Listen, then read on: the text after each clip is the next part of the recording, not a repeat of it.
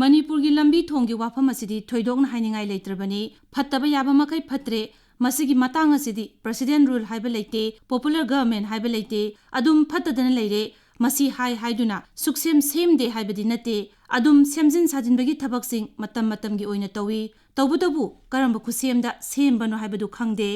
semba loibaga kaiba toibaga na hekte hejilai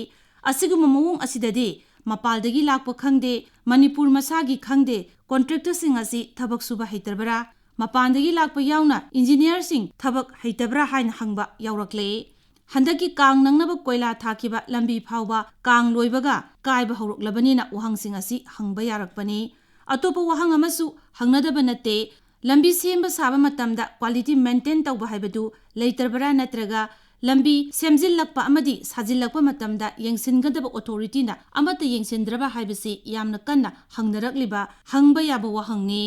amuksu hangnarakliba atopa wahang amadi thabak suhalaga sen matam chana piroidaba leirabanina kabak semjillaga mataw malhalaga toklabra haiba asini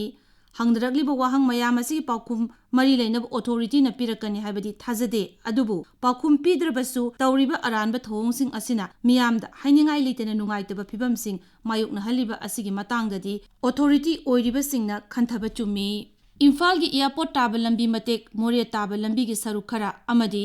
Rajbhavan mamangi lambi gi saruk khara nattana Manipur gi atai lambi singdi lambi ni haibigi watani motorable road ni haibigi watani yamna phibam sadre lambi gi ayamba saruk sing port hole na thale khajik kharaki nate nong hanglabasu ising adum tungduna leibigi changda lambi gi saruk kaya pumho hore akaiba madi horaba lambi sing thaiduna chanabu honabada gari sing thengainaba yaure port hole da gari sing yungshille auto rickshaw da tongduna lakpa mi port hole da yungshinbada gari dagi taba yaure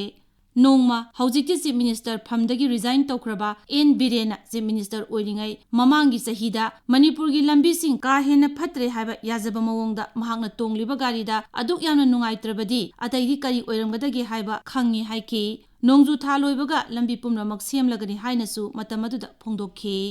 mamal yamlaba atangba afaba makhalgi jeep car tongduna chatpasingna sagol tongduna chatpagum tawrabadi ataidi kari oiramgadagi haibadu hainadrabasu yare yamna hena nungaitriba phibam amadi Manipur gi lambi sing ka hena pak chawbasu nate ka hena pikpasu nate Assam natana awang nungpok lamdam gi state singda oiriba phibam yenglurabadi Manipur gi lambi sing mayai oirap chawba lambi singni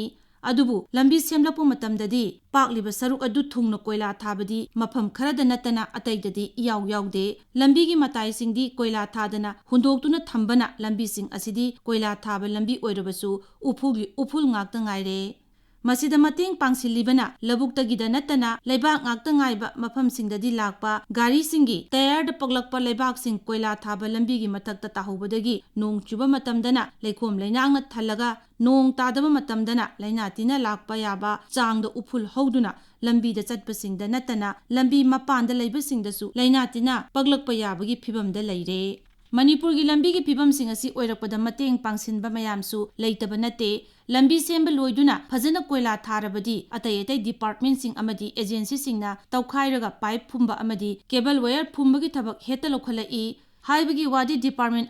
amaga pau haunagadabani hai adubu haunaraga thabak tawbugi mawongdi leite thawong asida Manipur gi masak naiba ukil amana court PIL thaba leikrabani adubu madu oirabasu lambi semba loirabadi tawkhaiba haibasi madi soidre atopa factor amana miyamna pendaba khara leire haiduna khongjang jangsilakpa matamda lambi de hekta tainabagi mawong ama leiriba asina lambi gi satkadaba matam satpa ngamdre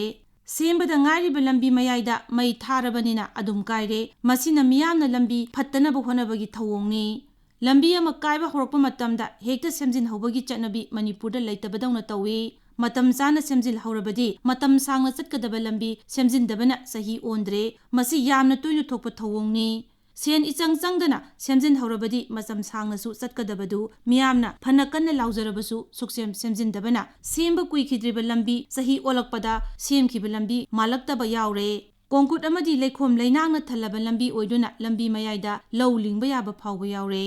Amaromda amuk aikhoigi amadi mapandagi lakpa contractor amasung engineer sing thabak haitabadi oiramloi haibabu lambi semba horokpadagi loiba phawba quality control tawba amadi yengsingadabadu yengsindabagi mami tari ꯃꯃꯤ ꯇꯥꯕ ꯍꯥꯏꯕꯕꯨ ꯅꯤꯡꯊꯤꯅ ꯑꯃꯗꯤ ꯅꯤꯌꯣꯝ ꯆꯨꯝꯅ ꯁꯦꯝꯗꯕ ꯑꯃꯗꯤ ꯅꯤꯡꯊꯤꯅ ꯌꯦꯡꯁꯤꯟꯗꯕꯅ ꯃꯔꯝ ꯑꯣꯏꯗꯨꯅ ꯁꯦꯝꯕ ꯀꯨꯏꯗ꯭ꯔꯤꯕ ꯂꯝꯕꯤ ꯀꯥꯏꯔꯛꯄꯅꯤ, ꯍꯣꯔꯛꯄꯅꯤ꯫